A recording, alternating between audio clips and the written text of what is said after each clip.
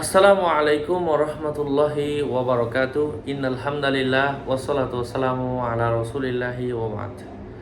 সম্মানিত প্রিয় সুধীবৃন্দ, আজকে আমরা এই ভিডিওতে জানব বিরুদ্ধবাদীকে পরাস্ত করার আমল, অর্থাৎ যে আপনার বিরুদ্ধে আছে, যে আপনার বিরোধিতা করে এমন ব্যক্তিকে পরাস্ত করার জন্য আজকে কোরআনের আয়াত শেয়ার করব।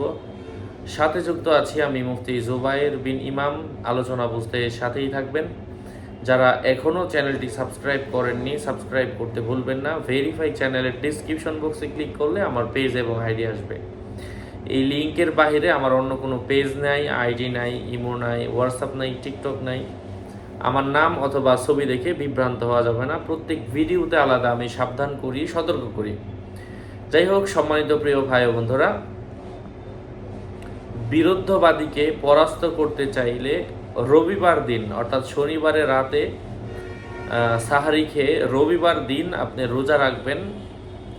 হ্যাঁ, রবিবার দিন সন্ধ্যায় আপনি এক ঢোক পানি দ্বারা ইফতার করবেন। এক ঢোক পানি দ্বারা ইফতার করবেন, তারপর নামাজ পড়বেন এবং মাগরিবের নামাজ পড়বেন। মাগরিবের নামাজের পরে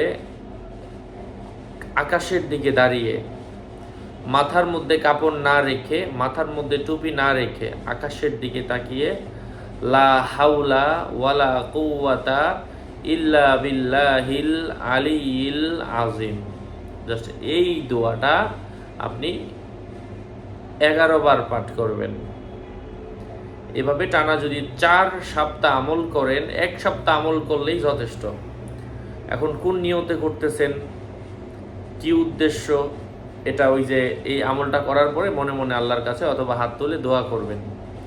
এভাবে কয়েক সপ্তাহ করলে আল্লাহ পাকের অশেষ রহমে দেখবেন বিরুদ্ধবাদী আপনার কাছে হার মানতে বাধ্য হবে ইনশাল্লাহ।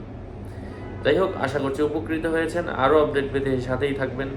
সকলের মঙ্গল কামনা করে এখানেই শেষ করছি। দেখা হবে অন্য কোনো ভিডিওতে। আসসালামু আলাইকুম ওয়া রাহমাতুল্লাহি ওয়া বারাকাতুহু।